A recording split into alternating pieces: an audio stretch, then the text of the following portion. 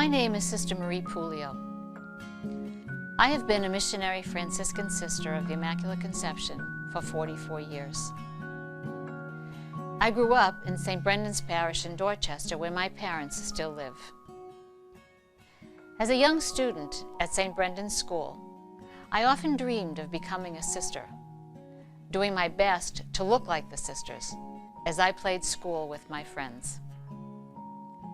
As a family, we were active in the life of our parish. We worshiped together on Sundays at the 9 a.m. Mass, although we kids sat in the front of the church with the other children and with the sisters. When it was time to leave St. Brendan's School, I went to St. Clair High School in Roslindale. It's safe to say that my days of dressing like the sisters were over, and my interests focused more on my social life than on a religious vocation. However, it was at St. Clair's that I met the Missionary Franciscan Sisters. I loved the sisters. I loved their joy. I loved their ability to laugh. And I loved their obvious commitment to forming us into young women who were not only well educated, but well positioned to take our place as responsible women in our church and in our society. But a religious vocation? Not at that time. Off I went to Boston State College to become a high school teacher of Spanish. As a junior at Boston State, the Franciscan Sisters re-entered my life as classmates who were also preparing to teach. Once again, I experienced their joy, their compassion, and their passion for their way of life.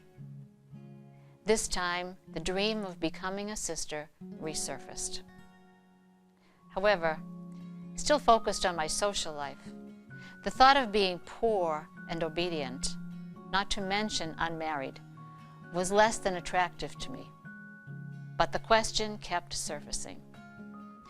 Am I being called to religious life? One Sunday, a priest whom I never met said that there are vocations to the religious life, but fewer people are willing to say, I think I need to try. That day, I said yes. My 44 years as a Franciscan sister have led me to an incredibly wonderful experience of God's unconditional love for me, for all people, and God's presence in all of the created universe. Today, 44 years later, the words of St. Francis of Assisi still echo in my heart. This is what I want. This is what I seek. This is what I long to do with all my heart.